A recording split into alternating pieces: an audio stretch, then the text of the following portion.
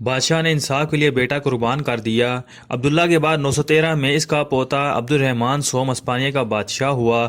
عبد الرحمن کے دو بیٹے تھے، الحاکم اور عبداللہ، دونوں قابل اور بہت ممتاز تھے۔ بادشاہ نے الحاکم کو اپنے ولی عہد قرار دیا۔ ابن عبدالدار عبداللہ کا ایک رفیق تھا۔ اس کو بادشاہ سے اس امر کی شکایت تھی کہ اس نے اسے قاضی القضات کا عہدہ نہیں دیا تھا۔ عبدالدار نے بہت عبداللہ کو بہکایا اور اسے بغاوت پر آمادہ کیا۔ چنانچہ بہت جلد بادشاہ اور الحاکم کو قتل کرنے کی خوفناک سازش کی گئی۔ عبد الرحمن کو بھی خبر ہو گئی۔ اس نے ایک معتبر سردار کو کافی فوج کے ساتھ روانہ کیا، جہاں شہزادہ ماں اپنے رفیق عبدالدار کے گرفتار کر لیا گیا۔ جب بادشاہ کے سامنے پیش ہوا تو اس نے پوچھا، کیا اس وجہ سے افسردہ ہو کہ تم بادشاہ نہیں؟ شہزادہ نے کوئی جواب نہ دیا، لیکن اس کی آنکھوں میں آنسو جاری ہو گئے۔ بادشاہ کے حکم سے دونوں الگ الگ کمروں میں بند کر دیے گئے۔ عبدالدار تو رات ہی خودکشی کر کے مر گیا اور شہزادے کے الزام کے متعلق تحقیقات ہوئیں۔ جرم صاف اور صریح تھا۔ جب شہزادے کے قتل کا فتویٰ صادر ہو گیا تو اس کے بھائی الحاکم نے، جو ولی عہد تھا اور اپنے بھائی سے بڑی محبت رکھتا تھا، رحم کی سفارش کی۔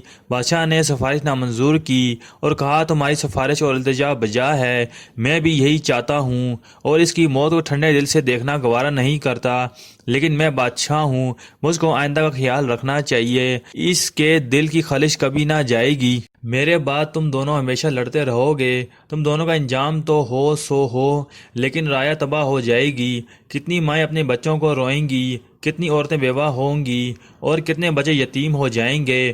ملک میں قحط سالی اور فصلوں کی تباہی دائمی بد امنی پیدا کر دے گی۔ جب ان باتوں کی طرف میرا خیال جاتا ہے تو میں کانپ اٹھتا ہوں۔ اس لیے ہزارہا لوگوں کو، ہزاروں عورتوں کو بیوہ اور ہزاروں بچوں کو یتیم بنانے کے بجائے بہتر ہے کہ ایک ہی شخص جو فساد بانی ہے خاتمہ کر دیا جائے۔ اس کے علاوہ ایک دوسری بات بھی ہے کہ اگر کوئی اور شخص بادشاہ اور اس کے ولی عہد کی جان لینے کی کوشش کرے تو اس کی سزا پھانسی ہے، اور اگر وہی جرم بادشاہ کا ایک بیٹا کرے تو کیوں رعایت کی جائے؟ اس لیے میں انصاف کے لیے ایک نظیر قائم کرنا چاہتا ہوں۔ میں اپنے اس نوجوان فرزند کے لیے نہایت رہوں گا اور جب تک زندگی ہے روتا رہوں گا، لیکن اے الحاکم، نہ تمہارے آنسو، نہ میرا رونا اور نہ میرے تمام خاندانوں کی سفارش میرے اس بدقسمت بیٹے کے اس سری جرم کی سزا یابی سے بچا سکتی ہے۔ چنانچہ عبداللہ اس شب قتل کر دیا گیا اور دوسرے دن اپنے خاندانی قبرستان میں دفن ہوا۔ یہ واقعہ 949 کا ہے کہ عبد الرحمن اپنے بیٹے کے غم سے کبھی فارغ نہ رہا۔ اس کا رنج و غم نامعلوم طور پر روز بروز بڑھتا گیا۔ مرنے سے ایک سال بیشتر گوشہ نشینی اختیار کر لی۔ آخر یہ عادل بادشاہ 961 میں عمر 73 سال 51 برس سلطنت کر کے انتقال کر گیا۔ سٹوری پوائنٹ کو سبسکرائب کرنا مت بھولیے، ویڈیو کو لائک کریں، شیئر کریں اور کمنٹ سیکشن میں اپنی رائے کا اظہار ضرور کریں۔